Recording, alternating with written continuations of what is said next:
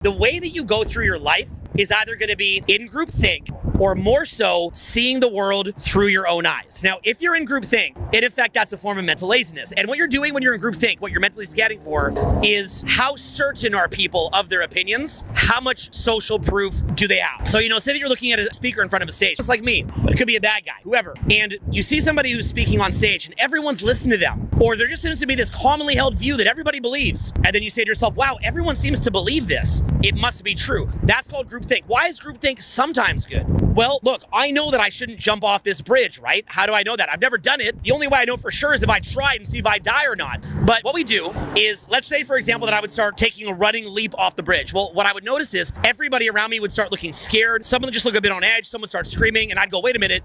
I can tell by the way other people are looking, this is a bad idea. That means I am in groupthink, but groupthink would save my life. Human beings are more powerful because we have groupthink to some extent. Lets us not have to learn everything firsthand. But the downside is sometimes the groupthink is just wrong. I can promise you when it comes to health, wealth, relationship, higher purpose, the groupthink is often wrong. So you should assume that anytime you go against groupthink, you have a higher chance of being right a lot of the time in those areas. Or at minimum, they're in a very mediocre mid-range paradigm, okay?